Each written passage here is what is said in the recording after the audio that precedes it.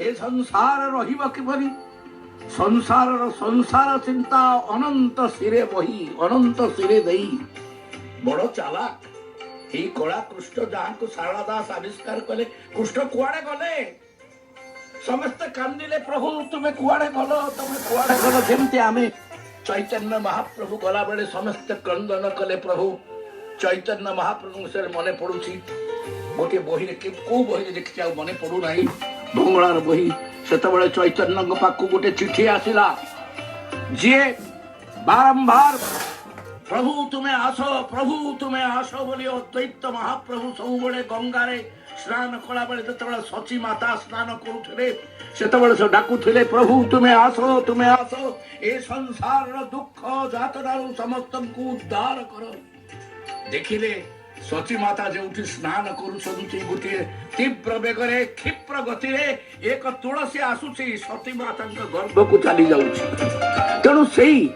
किंतु बेसी समय पाई ए भगवान श्रीकृष्ण जहाँ को आम पुराण शास्त्र मान कहते निदा विष्णु जो विष्णु मूर्ति जो अनंत शरण मूर्ति जोटा प्रकट मूर्ति सी बेसी समय पठे ना चैतन्य महाप्रभु को चिठी आसला बाउलर नाही चाउल मोर पूरा मन पड़ू अरे बाउल तोर आउ चाउल नहीं आसीगला चिठी आउ तुम्हें रुह नहीं चैतन्य महाप्रभु कारण तुम तो काम तुम्हें तो राधे राधे नाचिल राची प्रताप रुद्र को नचैल आपणकर भाई तीनोटी कविता जलान लिखी प्रताप रुद्र नाम जे प्रताप नाही दोष ताकू चाही मेंटिला मो जीवन शोष मो जीवन शोष ताकू चाहूचे मेंटी गला ताकू दोष दियो नाही तेणु प्रताप रुद्र को नचैला प्रभु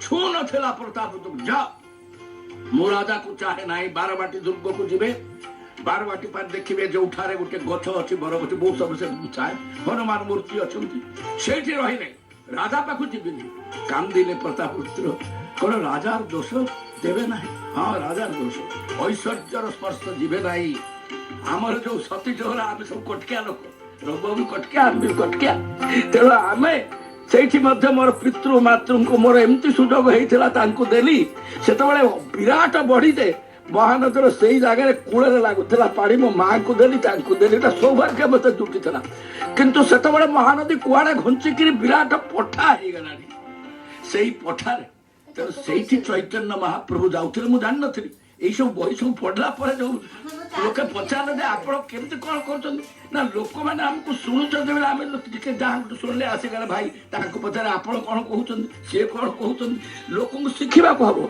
आम जो शिव मंदिर से देखुलु ना जे कटकेश्वर थिला मुझे जान सी थे कटकेश्वर कटकेश्वर पाखे ओल्ल चैतन्य घाट आम सती चौरा से जाऊे प्रताप रुद्र संगरे प्रताप रुद्र जीवदशा चलीगला चैतन्य महाप्रभु शून्य हो गला प्रताप रुद्र समस्त परिवेश जहाँ को पाई जीवन सर्वस्व पाई मेंटिला जीवन शोष प्रभु कर नदी दोष तेणु मोर जो भाव आसला मोर मन अच्छी मोर से जड़े विशिष्ट जे कि अवतरण होती प्रभुंकर पुरुषोत्तम भाव फेरला बेले गोटे रेलवे स्टेशन आम मैंने सब अच्छु से पाखरे पाखरे रही तुम तो कहले यही भाया गोटे पोखरी पाखरे यही भाया गोटे पाइखाना पाखरे आपण मैंने शोई मन पड़गला प्रताप रुद्र कौन करुला राजवेश राज मुकुट रही लुटाई दौला प्रभुर पादरे जग जग बोली कही नाचुला तेणु से बाउलर ना चाउल बोली अद्वैत महाप्रभु को चिठी आसला से चलीगले चैतन्य चलीगला शून्य प्रताप रुद्र से देखी चतुर्दिगरे तेणु से जगन्नाथ आदि आम आगे विजय होती तेणु से प्रभु आम आगे आज विजय होती चतुर्धा मूर्ति रे किंतु प्रतीकात्मक सुनावेश दिन हाथ दौचु कयर दौचु सब दौचु जार पयर नहीं जार अंगुली नहीं ताकू आमे सुनावेश खेलु आम हाथ में खेलना है प्रभु प्रभु को खेल आमे खेलुचु यही खेलनार सुजोग आज मध्य स्नान ये धन्य कहवा को हम से जो प्रशासन सेते बेलर प्रशासन जो माने मूर्ति कढ़िले ସେମାନେ କହିଲେ ସର୍ବ ସମକ୍ଷରେ ୟାକୁ ଦେଖିବେ, ଦେବତା ମାନେ ବି ଦେଖିବେ ନିଶ୍ଚୟ। ବିଭୀଷଣ ବନ୍ଦାପନା ଗୋଟେ ହୁଏ, ଯେତେବେଳେ ଫେରିବେ ବଡ ବିଚିତ୍ର। ଆମର ତ ପୂର୍ବତନ ପ୍ରଶାସକ ବସିଛନ୍ତି ବିଭୀଷଣ ବନ୍ଦାପନ ପ୍ରତ୍ୟେକ ଦଶ, ଆମକୁ ବିଭୀଷଣ ବନ୍ଦାପନ ଦେଖିବା ପାଇଁ ଛାଡନ୍ତୁନି। ଆମେ କୁଆଡେ ଯିବୁ? 7 ପାହାଚ ମାର୍ଗକୁ ଅଟକେଇ ଦେବେ ପୁଲିସ। ଆମେ ପୁଲିସକୁ ଫେରିକି ଆଗ ସମୟରେ ଆମେ ଦେଖିପାରୁଥିଲେ। ମୋର ଦଇତା ବନ୍ଧୁ ମାନେ ଆମକୁ ଭଲ ପାଇ କେତେ ଥର ଜଗନ୍ନାଥକୁ ଛୁଆଇଁ ଦେଇଛନ୍ତି। ଯଦି ଜଣା ପଡିବ ଏ ଜଗନ୍ନାଥକୁ ଛୁଇଁଲେ ନର୍କଗାମୀ ହେବେ, ମୁଁ ତ କେତେ ନର୍କକୁ ଯିବି ତାର ଠିକଣା ନାହିଁ, କିନ୍ତୁ ପ୍ରଭୁକୁ ଛୁଇଁଛି। ଦଇତା ମାନେ ଦୟା କରିକି ଛୁଇଁ ଯାଇ ପ୍ରଭୁ ଆସୁଛି, ଆଲିଙ୍ଗନ ଦଉଛି, ଆଲିଙ୍ଗନ ନଉଛି। ତେଣୁ ସେଇ ପ୍ରଭୁ ଯେତେବେଳେ ଆସୁଛି, ପ୍ରତାପ ରୁଦ୍ର ତାରି ଭିତରେ ତାଙ୍କୁ ପାଉଛି। ତେଣୁ ସେଇ ପ୍ରତାପ ରୁଦ୍ରଙ୍କର ଜୀବନ ଯେତେବେଳେ ଶୂନ୍ୟ ହେଇଯାଉଛି, ଏଇ ଶୂନ୍ୟତାକୁ ପୂରଣ କରିବା ପାଇଁ କେତେ ଭକ୍ତ କେତେ ଆସିଛନ୍ତି, କେତେ ସାଧୁ ଆସିଛନ୍ତି। ତାର ଭିତରେ ଏଇ ଅନନ୍ତ ଶୀର୍ଷା ପୁରୁଷ, ଏଇ ଯୋଉ ମଣିଷ ବେଶରେ ଆସିଥିଲା ଚୈତନ୍ୟ ମହାପ୍ରଭୁ, ତାଙ୍କୁ ବିଦାୟ ଦେଇଥିଲେ। କୋଉଠି ଚୈତନ୍ୟ ମହାପ୍ରଭୁ ମିଶିଲେ? କିଏ ସମୁଦ୍ରରେ ଗଲେ? ବହି ତ ଲେଖା ହେଇଛି ସେ ବିଷୟରେ, ଯେ ଚୈତନ୍ୟ ମହାପ୍ରଭୁଙ୍କୁ ସେମାନେ ଏଇଠାରେ ଦାହ କରିଦେଲେ ପୁରୀ ମନ୍ଦିରରେ। ଏବେ ବି ସୁଦ୍ଧା ସମାଲୋଚନା ହଉଛି ସେ ବହିଟା ତାଙ୍କର ଠିକ ନୁହେଁ, ସେ ବହିଟା ଅଲଗା ଲୋକ ଲେଖିଛନ୍ତି, ଆମର ଭିତରେ ଲୋକ ଲେଖିଛନ୍ତି। ବହୁତ କଥା ଅଛି, ମୁଁ ସେ ବିଷୟ ଏଠି ଆଉ କହିକି ମୋର ଭକ୍ତ ମାନଙ୍କୁ ବ୍ୟସ୍ତ କରିବାକୁ ଚାହୁଁନି, ଗବେଷଣାରେ ରୁଦ୍ଧ କରିବା ପାଇଁ। କିନ୍ତୁ ପ୍ରଭୁ ତ ଗଲେ ଚୈତନ୍ୟ ମହାପ୍ରଭୁ, କିନ୍ତୁ ଦେଇ ଚାଲିଗଲେ। କଣ ଏଇଠି ରହିଗଲା? ଯଦା ଯଦା ହି ଧର୍ମସ୍ୟ ଗ୍ଲାନିର୍ଭବତି ଭାରତ, ଧର୍ମର ଗ୍ଲାନି ହେଲେ ମୁଁ ଆସେ। ପ୍ରଭୁ କଣ ସେଇ ଶ୍ରୀକୃଷ୍ଣ ଭାବ? ମୋର ମଧ୍ୟ ମନରେ ସେଇ ପ୍ରଶ୍ନ, ପ୍ରଭୁ କଣ ସେଇ କୁରୁକ୍ଷେତ୍ର ଶ୍ରୀକୃଷ୍ଣ ହେଇ ରହିଗଲେ, ଆଉ ଆସିବେ ନାହିଁ ଏ ସଂସାରର ଦୁଃଖ କଷ୍ଟ ଯାତ୍ରା ନେବେ? ନା ନା, ପ୍ରଭୁ ଆସିଲେ ଭକ୍ତ ରୂପରେ, ଚୈତନ୍ୟ ରୂପରେ ନାଚିଲେ। କେମିତି ପ୍ରେମ ଦବାକୁ ହୁଏ ଡାକିଲେ ସମସ୍ତେ। ଜଗାଇ ମାଧାଇ ମାରିକି ମୁଣ୍ଡ ଫଟାଇ ଦେଲେ ଚୈତନ୍ୟ ମହାପ୍ରଭୁଙ୍କ। ରକ୍ତ ଧାର ଧାର ବହୁଛି, ଚୈତନ୍ୟ ମହାପ୍ରଭୁ ଜଗାଇ ଆଉ ମାଧାଇକୁ କୁଣ୍ଢଉଛନ୍ତି। এই হচ্ছে জগন্নাথ সংস্কৃতি, প্রেম। তবু কি প্রেম দেব না? আমি তো কইলে এমানে মারিকি তুম মুন্ড ফটাই ଦେଇଛନ୍ତି, ତୁମକୁ ଅପମାନ ଦେଇଛନ୍ତି, ତୁମକୁ ବେଇଜ୍ଜତ କରିଛନ୍ତି, ତବୁ କି ପ୍ରେମ ଦେବ ନା? ଆଲିଙ୍ଗନରେ ପରିବର୍ତ୍ତିତ ହେଇଯାଉଛନ୍ତି ଜଗାଇ ମାଧାଇ। କଥିତ ଅଛି ଆମର ରମାବଲ୍ଲଭ ବାବୁଙ୍କ ଗାଁ ପାଖରେ, ଯୋଉଠିକି ଆମେ ସବୁବେଳେ ଯାଉଛେ। ଯେତେବେଳେ ଯାଉ ଆମେ ବୀର ଗୋବିନ୍ଦପୁରରେ, ବୀର ଗୋବିନ୍ଦପୁର ପ୍ରଭୁ ମଧ୍ୟ ବିଜୟ ହେଇଛନ୍ତି, ସେଠି ମଧ୍ୟ ପାଖରେ ନବକଳେବର ହଉଛି। ତେଣୁ ସେଠି ଯୋଉ ମା କାଳୀ, ସେଇ ମା କାଳୀରେ ପୂଜକ କଥିତ ଅଛି, ସେମାନେ ହଉଛନ୍ତି ଜଗାଇ ମାଧାଇଙ୍କ ବଂଶଧର। ପୂଜାପୂଜି ହଉଥିଲା। ତେଣୁ ସେଇ ଜଗାଇ ମାଧାଇ ଯୋଉ ପୂଜା କରୁଥିଲେ, ଏହି ଆଙ୍କରିକ ପୂଜା କରୁଥିଲେ, ଆସିଗଲେ, ମାତିଗଲେ ସେଇ ଜଗନ୍ନାଥ। ତେଣୁ ସେଇ ବୀର ଗୋବିନ୍ଦପୁର ଠାରୁ ଆରମ୍ଭ କରିଛନ୍ତି, ପ୍ରଭୁ ଆଉ ଥରେ ଆସୁଛନ୍ତି, ପୁଣି ଆସୁଛନ୍ତି ପ୍ରଭୁ। ଏବଂ ତତ୍ ସହିତ ନୀଳାଚଳରେ ବିଜୟ ହେଇଛନ୍ତି। ନିଶ୍ଚିତ ଭାବରେ ଯାହା କହୁଥିଲେ ପଦ୍ମଶ୍ରୀ ରଜତ କୁମାରଙ୍କର ମହୋଦୟ, ଯୁଗକୁ ଯୁଗ ଏହି ମତେ ପରମାନନ୍ଦ।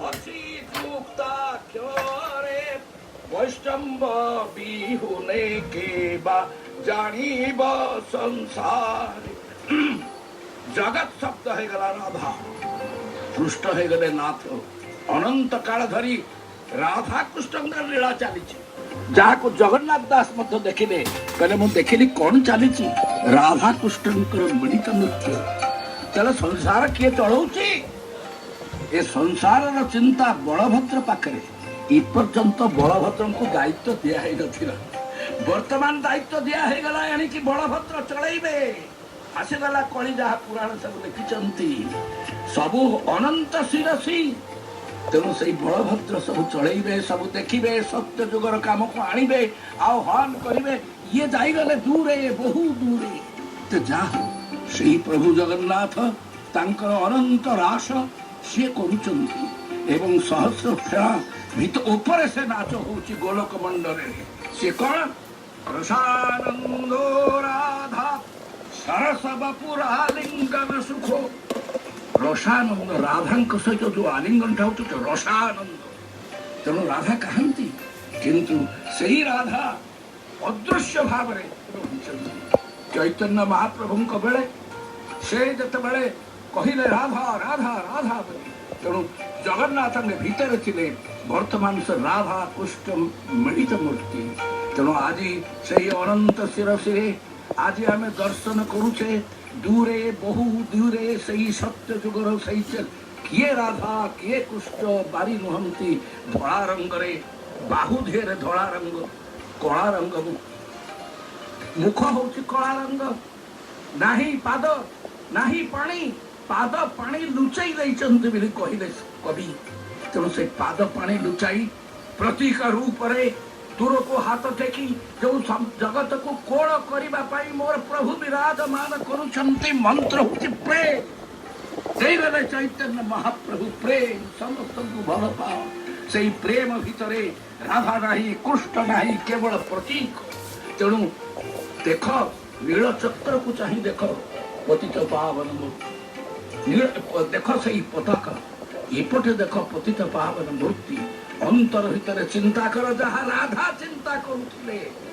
କେବଳ ଅନ୍ତର ଭିତରେ, କେବଳ ଦୁଇ ଲେତା ଭିତରେ ମଝିରେ ସେଇଠାରେ ଦର୍ଶନ କରୁଥିଲେ। ଆଜି କୋଭିଡ ଆସିଛି, ଦର୍ଶନ ସୁଖରୁ ବଞ୍ଚିତ ହୋଇ ମୋର ଭାଇ ଭାଇମାନେ ବନଶ୍ଚକ୍ରରେ ସେଇଭଳି ଭାବରେ ପ୍ରଭୁଙ୍କୁ ଦର୍ଶନ କରନ୍ତୁ, ପ୍ରାଣ ପୁଲକିତ କରନ୍ତୁ। ଏଇ ତ ଆଜିର ବାର୍ତ୍ତା। ତେଣୁ ଆଜି ଆକୁ ଦେଖିଲେ ପ୍ରାଣ ପୁଲକିତ ହଉଛି। ତେଣୁ ଆଜି ନାହାନ୍ତି ପ୍ରଭୁ, ଦର୍ଶନ କରିବାକୁ ନାହିଁ, ଟିଭି ପର୍ଦ୍ଦାରେ ବସି ପେଟ ପୁରୁ ନାହିଁ, ଆଲିଙ୍ଗନ ସୁଖ ମିଳୁନାହିଁ। ଆଉ ପ୍ରଶାସନକୁ ମନା ହେଇଛି। ତଥାପି ହେ ପ୍ରଭୁ, ତୁମର ଦର୍ଶନ ସୁଖ ଦେଇ, ତୁମର ସେଇ ଆଲିଙ୍ଗନ ସୁଖଠୁ ଅଧିକ ସୁଖ ଦେଇ ରାଧା ତ ଆମେ ହେଇପାରିବେ ନାହିଁ। ଏଡ଼େ ମୋର ଭାଗ୍ୟ ହେବ କି ହେବି ବୃନ୍ଦାବନ ସୋରି ସେବକି। ଏଡ଼େ ମୋର ଭାଗ୍ୟ ହେବ କି ଆମେ ବୃନ୍ଦାବନେଶ୍ୱରୀ ହେଇପାରିବାନି। We can't be Radha. ଆମେ ରାଧା ହେଇପାରିବାନି। ରାଧା ତ ତାଙ୍କ ଅଙ୍ଗ, ରାଧା ତ ମିଶି ଯାଇଛି, ରାଧାର ନାମ ନାହିଁ। କିନ୍ତୁ ରାଧାଙ୍କର ସେବକୀ ହେଇଥିଲି, ତାଙ୍କରି ସେବକ ଭାବରେ ଚୈତନ୍ୟ ମହାପ୍ରଭୁଙ୍କର ଦାସ, ରାମକୃଷ୍ଣ ଠାକୁରଙ୍କର ସେଇ ଆମେ ତାଙ୍କରି ସେବକ ଭାବରେ ଯେଉଁମାନେ ତାଙ୍କୁ ଦେଖିଛନ୍ତି, ଠାକୁର ଅନୁକୂଳ ଚନ୍ଦ୍ରଙ୍କର ସେବକ ଭାବରେ ଯେଉଁମାନେ ତାଙ୍କୁ ଜାଣିଛନ୍ତି, ଶୈଲେନ୍ଦ୍ର ସ୍ୱାମୀ ଯେଉଁମାନେ ତାଙ୍କୁ ଜାଣିଛନ୍ତି, ରାଧା ଚିନ୍ତନ କୃଷ୍ଣ ଚିନ୍ତନ ସେଇ ଚିନ୍ତା କରି ମନଶ୍ଚକ୍ରରେ ଆମେ ତାଙ୍କୁ ଦର୍ଶନ କରିବା। ତେଣୁ ଆଜି ଆମକୁ ହୁଏତ ବାସ୍ତବ ଦର୍ଶନରୁ ବଞ୍ଚିତ କରି ପ୍ରଶାସନ ଗୋଟିଏ ଭଲ କଥା କହିଛି, ଆମେ ମନଶ୍ଚକ୍ରରେ ଭାବିବାକୁ ନାଉ। ଗଲୁ ଜଗନ୍ନାଥଙ୍କୁ କୁଣ୍ଡେଇବୁ, ଏ ଅଭ୍ୟାସ ଆମର ଯୋଉ ଖରାପ ଥିଲା, ଆଲିଙ୍ଗନ ସୁଖ ଦଉଥିଲୁ, ସେଥିରୁ ବଞ୍ଚିତ କରି ପ୍ରଭୁ ସବୁଥିରୁ ବଞ୍ଚିତ କରି, କିନ୍ତୁ ତୁମେ ମନଶ୍ଚକ୍ରରେ ଦବାକୁ ଭକ୍ତକୁ ଅଭ୍ୟାସ ଦିଅ। ଯେଭଳି ନାଭି ଚକ୍ରରେ, ହୃଦ ଚକ୍ରରେ, ଆଜ୍ଞା ଚକ୍ରରେ ତୁମ୍ଭଙ୍କୁ ଦର୍ଶନ କରି ତୁମର ସେଇ ଅରୂପ ରୂପ ଆମ ଧିଏରେ ପ୍ରକଟିତ ହୋଇ ଆଭାସିତ ହୋଇ ଯେଭଳି ଭାବରେ ଆମକୁ ମୁଗ୍ଧ କରୁଥିଲା, ବାସ୍ତବ ଦର୍ଶନର ଏଇ ଗୋଟାଏ ବିବଦମାନ ତୃଷା, ଏଇ ଗୋଟାଏ ଖାଲି ଦେଖିବୁ ଆଲିଙ୍ଗନ କରିବୁ, ୟାକୁ ନେଇଯାଅ ପ୍ରଭୁ। ଯୋଗୀ ଜନ ସୁଲଭ ସେଇ ଆନନ୍ଦ ସଚ୍ଚିଦାନନ୍ଦ ଆନନ୍ଦ ଦେଇ ପ୍ରଭୁକୁ ତୁମେ ମଙ୍ଗଳ କର। ମୋର ତ ପ୍ରଭୁକୁ ଆଜି ଦେଖି ଏହି କାମନା ହୁଏ। ଏହି କାମନାରେ ବଞ୍ଚିତ ହୋଇ ଆଜି ଦର୍ଶନ ସୁଖରୁ ବା ଶ୍ରବଣ ସୁଖରୁ, ସ୍ପର୍ଶ ସୁଖରୁ ଆଜି ପ୍ରଭୁଙ୍କର କଥା, ପ୍ରଭୁଙ୍କୁ ଦୂରରୁ ଦେଖି, ପତାକା ଅଞ୍ଚଳ କେବଳ ଦେଖି, ପତିତ ପାବନ ମୂର୍ତ୍ତି ଦେଖି ଭକ୍ତ ଯୋଉ ଆନନ୍ଦ ପାଉଛି, ସେ ଆନନ୍ଦ ଭିତରେ ଆମେ ସନ୍ଧାନ କରୁଛେ ଏଇ ଜଗନ୍ନାଥ ସଂସ୍କୃତିର ଅପୂର୍ବ ରୂପ। ତେଣୁ ଏଇ ଯୋଉ ରୂପ ଦେଇଛନ୍ତି ପ୍ରଭୁ, ଜଗତ ଜଗ ବୋଲି କହିକି ଜଗତ ଏବଂ ନାଥର ଉଭୟର ସମନ୍ୱୟ କରି ପ୍ରଭୁ ଆଜି ଦେଇଛନ୍ତି। ତେଣୁ ତାଙ୍କୁ ହିଁ ଆଜି ଆମେ ଦେଖୁଛେ। ତେଣୁ ଜୀବନ ଧନ୍ୟ ହେଉଛି। ମୋର ମନରେ ସେଇ ପୁଲକ ଜାତ ହେଉଛି, ପ୍ରଭୁକୁ ଦର୍ଶନ ନ କରି ମଧ୍ୟ ଚିତ୍ରରେ ତାଙ୍କୁ ଦର୍ଶନ କରି, ଭକ୍ତମାନେ ତାଙ୍କ କଥା ଶ୍ରବଣ କରି ସେଇ ସୁଯୋଗ ଆଜି ଦେଇ ବଳଭଦ୍ରଙ୍କ ପାଖରେ ଆଜି ଆମକୁ ଛାଡ଼ି ଦେଇଛନ୍ତି। ଅନନ୍ତ ଚିନ୍ତା ପାଖରେ ଅନନ୍ତ ମୂର୍ତ୍ତିକୁ ଧ୍ୟାଇ, ପତିତ ପାବନ ମୂର୍ତ୍ତିକୁ ଧ୍ୟାଇ ଏବଂ ସେଇ ମହା ଚିରନ୍ତନ ସେଇ ଯୋଉ ଆମର ଚକ୍ର ଚାଲିଛି, ସେଇ ଯୋଉ ନୀଳାଚଳ ସୁଖ ତାକୁ ହିଁ ଆମକୁ ଦେଇଛନ୍ତି। ତେଣୁ ଆଜି ମନେ ହୁଏ ଯେତେବେଳେ ଜଗନ୍ନାଥ ନାହାନ୍ତି ବାସ୍ତବ ଭାବରେ, ଆଲିଙ୍ଗନ କରିବାକୁ ନାହିଁ। ଆଜି ଏଇ ପର୍ଦ୍ଦା ମାଧ୍ୟମରେ ମୋର ମା ଓ ଭଉଣୀ ମାନେ, ଭକ୍ତ ମାନେ ଆଜି ଦର୍ଶନ ସୁଯୋଗ ଆସିଛି। ମନଶ୍ଚକ୍ରରେ ଆସୁନାହିଁ, ଅଭ୍ୟାସ ତ ଖରାପ ହେଇଯାଇଛି। ଜଗନ୍ନାଥକୁ କୁଣ୍ଡା, ଜଗନ୍ନାଥକୁ ଦେଖ, ଜଗନ୍ନାଥଙ୍କ କଳା ରଙ୍ଗକୁ ଗାଲରେ ଲଗା, ଆମେ ଲଗେଇ ଆସିଛୁ। ତେଣୁ ଯାହା ପାପ ହେଇଛି ପାପ ମୁଣ୍ଡେଇଲୁଣି, ବର୍ତ୍ତମାନ ଆଉ ପାପ ହବନି। କିନ୍ତୁ ବର୍ତ୍ତମାନ ମନଶ୍ଚକ୍ରରେ କୁଆଡେ ଯାଉଥିଲେ? ତେଣୁ ମନଶ୍ଚକ୍ରରେ ଆଜି ଧ୍ୟାନ କରିବା ପାଇଁ ପ୍ରଭୁ ସୁଯୋଗ ଦେଇଛନ୍ତି। ପ୍ରଭୁ ଧନ୍ୟବାଦ। ମୁଁ ଏତିକି କହିକି ମୋର ଏଠୁ ବିଦାୟ ହଉଛି କିଛି ସମୟ ପାଇଁ। ଜୟ ଜଗନ୍ନାଥ, ଜୟ ଜୟ ଜଗନ୍ନାଥ। ଜଗନ୍ନାଥ। ଇଏ ଦୁଃଖଦ ଯେଉଁ ମହାମାରୀ ମହାପ୍ରଭୁ ଦୂର କରନ୍ତୁ, ତାଙ୍କର ଶ୍ରୀପାଦ ପଦ୍ମରେ ଏତିକି ନିବେଦନ କରିବା। ପୁନର୍ବାର ମୁଁ ଅନୁରୋଧ କରୁଛି ଯେ ତାଙ୍କର ଯେଉଁ ଅମୃତ ବାକ୍ୟ ଉପସ୍ଥାପନ ହେଉଛି ପଣ୍ଡିତ ପଦ୍ମନାଭ ତ୍ରିପାଠୀ ଯୋଉର୍ତ୍ତନ ଆମର ଏଠାରେ ରହିଛନ୍ତି ବ୍ୟବହର୍ତ୍ତା ସମ୍ପାଦକ, ଏବଂ ଆମ ବ୍ୟବହାରଟା ସେ ଯାଇଛନ୍ତି। ଆନନ୍ଦର କଥା, ମୋର ସେପଟେ ସବୁ ପଣ୍ଡିତ ମାନେ ଅଛନ୍ତି। ମୁଁ ନିଜକୁ ଅପଣ୍ଡିତ ନ କହିଲେ ମଧ୍ୟ ପଣ୍ଡିତ ମାନଙ୍କ ମେଳରେ ରହିକିରି ଶାସ୍ତ୍ର ସବୁ ଦେଖି ଯେତିକି ଯାହା ପ୍ରଭୁ ଜଗନ୍ନାଥ କିଛି ଜଗନ୍ନାଥଙ୍କ କୃପାରୁ ମିଳୁଛି ସେଥିରୁ ମୁଁ ଦେଖୁଥିଲି। ରବି ବାବୁ କହୁଥିଲେ ରବଙ୍କ ବହି ପଢ଼ାଇଛି, ସେ ମୋର ପତ୍ନୀଙ୍କର ବଡ଼ ଭାଇ। That is not enough. ସେଇଥିରୁ ସବୁ ଜଣା ହେଇଯାଏନି। ଖାଲି ଭକ୍ତ ଜଗନ୍ନାଥଙ୍କ ମନ୍ଦିରକୁ ପ୍ରତିଦିନ ଗଲେ ଭକ୍ତ ହୁଏନି। ତେଣୁ କୌଣସି ସଭାରେ ରବି ବାବୁଙ୍କର କଥାଟା ଶୁଣିଲେ ଯେତେବେଳେ କହନ୍ତି ଭଲ ଲାଗେ ଶୁଣିବା। ବହି ଦେଇଛନ୍ତି, ବହୁତ ବହି ତାଙ୍କ ଭଉଣୀ ଆଉ ଇକୁ ଦେଇଛନ୍ତି, ସବୁ ପଢ଼ା ହେଉଛି। ମିଛ କାହିଁକି କହିବା? ଦେଖୁଛୁ ଯେତେବେଳେ ଦରକାର ପଡ଼ୁଛି ଖୋଜା ହେଉଛି ସବୁ କଥା ଶୁଣା। ତେଣୁ ସେଇଥିରୁ ଆପଣ ଦେଖନ୍ତୁ କିଭଳି ସେ କହିଛନ୍ତି। ମୁଁ ତାଙ୍କ ମୁହଁରୁ ମଧ୍ୟ ଶୁଣିଛି, ମୋର ପତ୍ନୀ ଜୀବିତ ଥିଲାବେଳେ ଯେ ଶଙ୍କର ଦୟାଳ ଶର୍ମାଙ୍କ ବାପା ଏବଂ ମହାପ୍ରସାଦ କି ମହିମା ସେଇଟା ଆମେ ଜାଣିଛୁ। ଏବଂ ସେଥିପାଇଁ ଏଇ ଯେଉଁ କଥା କୁହାଯାଇଛି, ଯାହାକୁ ଆମେ ଟେକ୍ନିକାଲି ବାସ୍ତବ କ୍ଷେତ୍ରରେ ମହାପ୍ରସାଦ ନୁହଁ ବୋଲି କହିଲେ ମଧ୍ୟ ଆମର ଅବଡ଼ା ଯୋଉଠୁ ଆସୁଛି ଲିଙ୍ଗରାଜ ମନ୍ଦିରରୁ ଆସୁ ବା ଅନନ୍ତ ବାସୁଦେବ ମନ୍ଦିରରୁ, ତାକୁ ମଧ୍ୟ ଆମେ ଚେୟାରରେ ବସି ଖାଉନୁ। ଜଗନ୍ନାଥଙ୍କ ମନ୍ଦିରରୁ ଯାହା ଖାଉନୁ। ବିଷ୍ଣୁ ପ୍ରସାଦ ତ, କିନ୍ତୁ ମହାପ୍ରସାଦ ତାଠୁ ବିଷ୍ଣୁ ପ୍ରସାଦ ଆହୁରି ଉଚ୍ଚରେ। ସେ ଯୋଉ ଭାବରେ ପାଚିକା ଯୋଉଠି ଏଟା କହିଲେ, ମୁଁ ଏବେ ଗୋଟେ ପ୍ରବନ୍ଧରେ ଲେଖିଛି ଯେ ସେ କହୁଛନ୍ତି ଏଠି ଜଗନ୍ନାଥ ଛିଡ଼ା ହେଇଛନ୍ତି। ସେ କେମିତି ଛିଡ଼ା ହେଲେ? ରାନ୍ଧୁଛନ୍ତି ଶୁଆ, ହାଣ୍ଡି କିଣୁଛନ୍ତି ସେମାନେ, ହାଣ୍ଡି ବସିଛି, ମହାରାଣୀ କେମିତି ରାନ୍ଧୁଛନ୍ତି ମହାଲକ୍ଷ୍ମୀ। ସେଇଆ ହିଁ ହଉଛି, ସୂକ୍ଷ୍ମରେ ରନ୍ଧା ହଉଛି।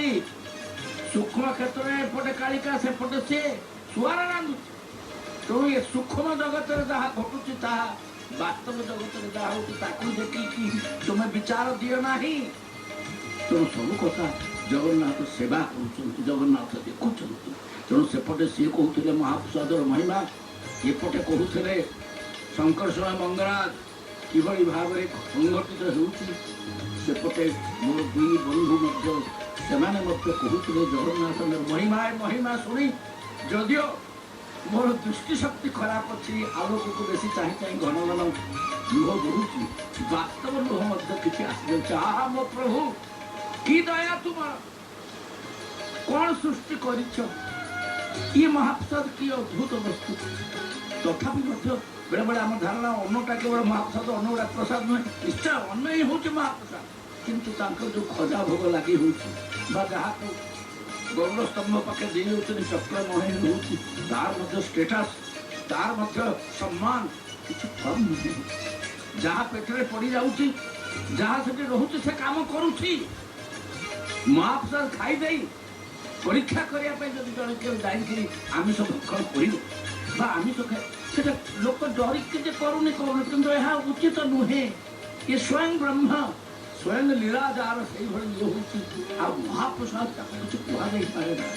ତେଣୁ ସେଇ ମହାପ୍ରସାଦ ଏଇଠାରେ ଆଜି ବି ସୁଦ୍ଧା ଯେଉଁ ବର୍ଣ୍ଣନା ଗୁଡ଼ାକ କଲେ, ମୁଁ ଏଠି ଶଙ୍କର୍ଷଣ ମଙ୍ଗରାଜ କହୁଥିଲି, ଯେଉଁ ବର୍ଣ୍ଣନା କରୁଛନ୍ତି, ମୋର ପ୍ରସାଦ ଖାଇବାକୁ ବଡ଼ ଲୋଭ ହେଲାଣି।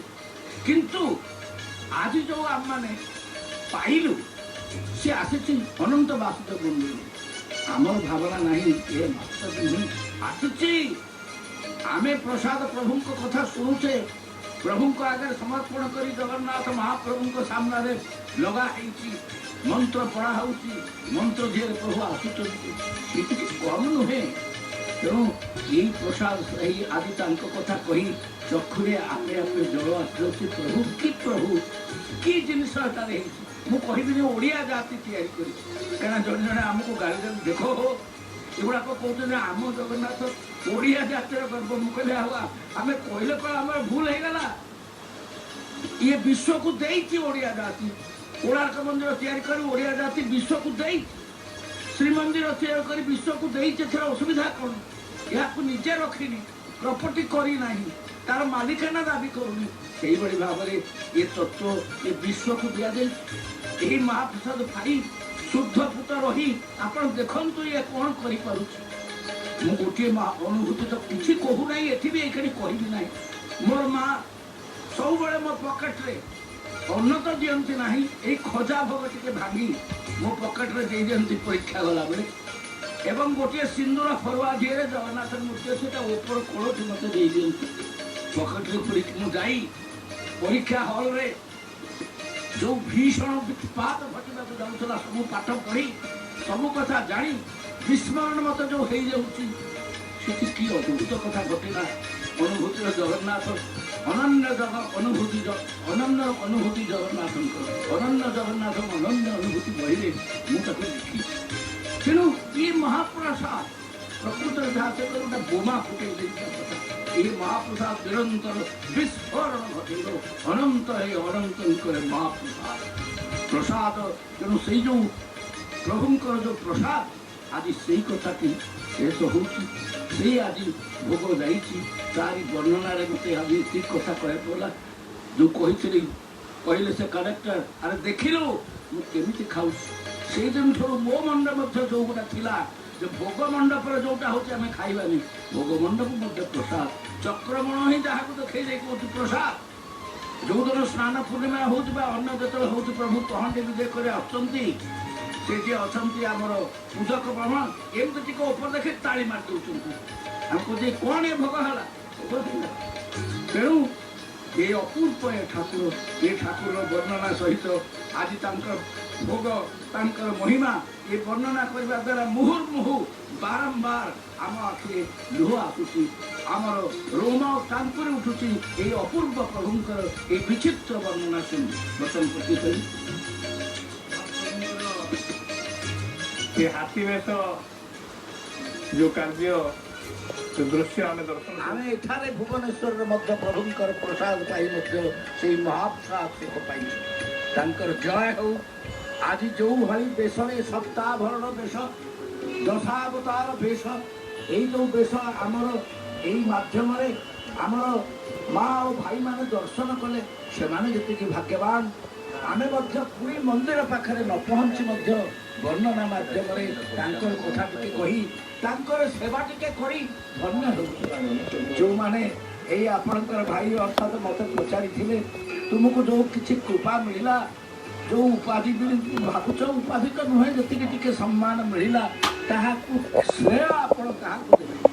ଯୋଉ ଜରିଆରେ ରାଜ୍ୟ ସରକାର ଏବଂ ଭାରତ ସରକାର ଯେଉଁମାନେ ଦେଲେ ଶ୍ରେୟ ତ ତାଙ୍କର ଜରିଆରେ ତ ଯାହା ମିଳିଛି, ବିଚାରକୁ ନେଇ ସେମାନେ ଯାହା ଭାବରେ ଦେଇଛନ୍ତି, କିନ୍ତୁ ତାହା ମିଳିଛି କେବଳ ଜଗନ୍ନାଥଙ୍କ ପାଇଁ। ଯାହା ତାଙ୍କର ନିର୍ଦ୍ଧାରଣ, ସିଏ ଯେତେବେଳେ ଭାବିଛନ୍ତି ଯେଉଁ ଲୋକକୁ ଯେଉଁ କଥାଟି ଟିକେ ଦେବେ, ଯୋଉ ପ୍ରସାଦ ଟିକେ ଦେବେ, ତାକୁ ଟିକେ ସମ୍ମାନ କରିବେ, ତାର ଦୁଃଖ ଦୂର କରିବେ। ଏଇ ଆପଣଙ୍କର ଯିଏ ଆଜି ବର୍ଣ୍ଣନା ଦଉଛି, ଜୀବନରେ ବହୁତ ସୁଖ ନିଶ୍ଚୟ ପାଇଛି, ଉପାଧି ମିଳିଛି, ଅଧିକାର ମିଳିଛି, କ୍ଷମତା ମିଳିଛି, ତା ସହିତ ମଧ୍ୟ ମିଳିଛି ଜାଣନ୍ତି ସମସ୍ତେ ବହୁ ଦୁଃଖ, ଏପରିକି ବହୁ ସଂଘର୍ଷ। କିନ୍ତୁ ମୁଁ ତାକୁ ଲେଖିଦେଇଛି ଏଇଥରକ ଶ୍ରୀମନ୍ଦିରରେ, ଆଉ ଏଠାରେ ଲେଖିଛି ଆମର ଉତ୍କଳ ପ୍ରସଙ୍ଗରେ, ମୁଁ ପ୍ରହ୍ଲାଦ ନୁହେଁ, ସାମାନ୍ୟ ଗୋଟେ ମଣିଷ, କିନ୍ତୁ ମୋତେ ଛେଚି ଦେଇଥାନ୍ତେ ପାହାଡ଼ରୁ ପକେଇ, ମୋତେ ପାଣିରେ ବୁଡ଼େଇ ଦେଇଥାନ୍ତେ, କାହିଁକି ନା କ୍ରୋଧର ଫଳରେ ମୁଁ କ୍ଷତି ହେଇଥାନ୍ତି, କିନ୍ତୁ ତଳୁ ଗୋଟେ ବିରାଟ ହାତ ଆଣି ବଞ୍ଚେଇ ରଖିଛନ୍ତି। କେବଳ ମୁଁ ନୁହେଁ, ଇଏ ରବୀନ୍ଦ୍ରନାଥ ମିଶ୍ର ହେଇପାରନ୍ତି, ଇଏ ଶଙ୍କର୍ଷଣ ମର୍ଗରାଜ ହେଇପାରନ୍ତି। ମୋର ଦୁଇ ଭାଇ ପୂର୍ବରୁ ଆସନ୍ତି। ଜୀବନରେ ବହୁ ବିପଦ ଭିତରେ, ବହୁ ସଂଘର୍ଷ ଭିତରେ, ବହୁ ଦୁଃଖ ଭିତରେ, ବହୁ ଲୁହ ହତାଶା ଭିତରେ ଆଶାର ଆଲୋକ ଜାଣିଛନ୍ତି ମୋର ପ୍ରଭୁ। ମହାପ୍ରସାଦର ଯୋଉ ଅପୂର୍ବ ଗୁଣଗାନ କରାଯାଉଥିଲା, ପ୍ରଭୁଙ୍କର ପୂଜାର ଯୋଉ ବିପୁଳ ବର୍ଣ୍ଣନା ଦିଆଯାଉଥିଲା, ସର୍ବସାଧାରଣ ସମକ୍ଷରେ ଆସି ନିଜର ସ୍ନାନକୁ ଦର୍ଶନ କରାଇ ସୁଖ ଦେବା ପାଇଁ ଯୋଉ ଦରଦୀ ଯୋଉ କରୁଣାମୟ ଯୋଉ ଭକ୍ତ ବାନ୍ଧବ ପ୍ରଭୁ ଆଜି ଏତେ କଷ୍ଟ ସହି ପହଣ୍ଡି କରି ଏଇ କରୋନା ଭିତରେ ଦର୍ଶନ ଦେଇ ଟିଭି ମାଧ୍ୟମରେ ସମସ୍ତଙ୍କୁ ଏହି ଦର୍ଶନ ସୁଖ ଦଉଛ। ସ୍ପର୍ଶନ ସୁଖ ସେ ନୁହେଁ, ଦର୍ଶନ ଆହୁରି। କିନ୍ତୁ ଏ ଦର୍ଶନ ଭିତରେ ପ୍ରାଣ ଭିତରେ ଅନ୍ତରାତ୍ମା ଭିତରେ ସୂକ୍ଷ୍ମ ଚକ୍ଷୁ ଭିତରେ ପ୍ରଭୁ ଏଇ ଯୋଉ ଦର୍ଶନ ଦେଇଛ, ଏଇ ଯୋଉ ପୁଲକ ଦେଇଛ, ଯୋଉ ଆହ୍ଲାଦ ଦେଇଛ, ଯୋଉ ଆନନ୍ଦ ଦେଇଛ, ମୁଁ ଆଶା କରୁଛି ମୁଁ ଯେପରି ମୋର ସମଧର୍ମା ପ୍ରବଚକ ମାନେ ଯେପରି ଆମର ରମାବଲ୍ଲଭ ବାବୁ ଯେପରି ମୋର ସମସ୍ତ ଭାଇ ଓଡ଼ିଶାର ଯୋଉମାନେ ୟାଙ୍କୁ ଶୁଣୁଥିବେ ସେଇଭଳି ଭାବରେ ଧନ୍ୟ ହଉଥିବେ। ଚର୍ମଚକ୍ଷୁରେ ପ୍ରଭୁଙ୍କୁ ନ ଦେଖି ମଧ୍ୟ ଏଇ ସୌଭାଗ୍ୟବନ୍ତ ଆମମାନେ ଯେ ଟିଭି ବା ପର୍ଦ୍ଦାରେ ଆମମାନେ ତାଙ୍କୁ ଦେଖି ଦିବ୍ୟ ଲୀଳାକୁ ଦେଖି ତାଙ୍କର ଦର୍ଶନ, ତାଙ୍କର ସ୍ପର୍ଶନ, ତାଙ୍କର ପୂଜା ଉପକରଣ ଯାହା ସାଧାରଣ ଦିନମାନଙ୍କରେ ସମ୍ଭବ ହୁଏ ନାହିଁ ତାକୁ ମଧ୍ୟ ସ୍ୱଚକ୍ଷୁରେ ଦେଖିବାର ସୁଯୋଗ ପାଇ ଆମମାନେ ଧନ୍ୟ ହେଉଛୁ। ରମାବଲ୍ଲଭ ବାବୁ ସେ ତ ନିଶ୍ଚୟ ଏ ବିଷୟରେ ଅଧିକା କହି ଆପଣମାନଙ୍କୁ ଏ ଯାତ୍ରାର ଏ ପର୍ବର ଏଇ ଶେଷ ଭାଗକୁ ଆସିଲା। ଆଜି ମୋର ଏଇ ପ୍ରଭୁଙ୍କ ପାଖରେ ଏଇ ଯାତ୍ରାର ଅନ୍ତିମ ବିବରଣୀ ଦେବାର ସୁଯୋଗ ପାଇ ମୋର ସମସ୍ତ ଅସୁବିଧା ଭିତରେ ମଧ୍ୟ ତାଙ୍କୁ ଦର୍ଶନ କରି ମୋର ଚକ୍ଷୁର ଅସୁବିଧା ଥାଇ ମଧ୍ୟ ଯେଭଳି ଭାବରେ ଦିବ୍ୟ ଚକ୍ଷୁ ପାଇଲା ଭଳିଆ ପ୍ରଭୁଙ୍କୁ ଦର୍ଶନ କରି ପ୍ରଭୁଙ୍କ ଚକ୍ଷୁ ସହିତରେ ଚକ୍ଷୁ ମିଳି ମୋ ଭିତରେ ଯେମିତି କିଏ ଜଣେ କହୁଥିଲା ମୋ ଚକ୍ଷୁରେ ବହୁତ କଷ୍ଟ ହେଲା। ଆର୍ଟିକଲ ପ୍ରବନ୍ଧ ଦେଖିବା ପାଇଁ ଆଲୁଅ ଜାଳି ଯେତେବେଳେ ଦେଖିଲି ଜାଳିପଡ଼ିଲେ ଚକ୍ଷୁର ଅସୁବିଧା ହେଇଯାଇଛି। 3-4 ଦିନ ଖାଲି ପାଣି ରହୁଛି ମୋ ଭିତରେ ଯେମିତି କିଏ କହିଲା ଦେଖ ପ୍ରଭୁଙ୍କ ଚକ୍ଷୁକୁ ଚାହିଁ ଖାଲି ଦେଖିଲି ତେଣୁ ମୁଁ ତ ଗେଜ୍ କରୁଛି ଆପଣମାନେ ସେଇ ବିରାଟ ଚକ୍ଷୁକୁ ସେଇ ବିରାଟ ବାହୁକୁ go on gazing and the blaze in you ଆପଣଙ୍କ ଭିତରେ ଥିବା ସେଇ ଦୀପ୍ତି ଶିଖା ଦୀପ ଶିଖା ଜଳିବ, ଏଥିରେ କୌଣସି ସନ୍ଦେହ ନାହିଁ। ମୁଁ ବର୍ତ୍ତମାନ ପ୍ରଭୁଙ୍କ ପାଖରେ ମୋର ମଥାନତ କରି ମୁଁ ବର୍ତ୍ତମାନ ଆମର ସଂଯୋଜକ ରମାବଲ୍ଲଭ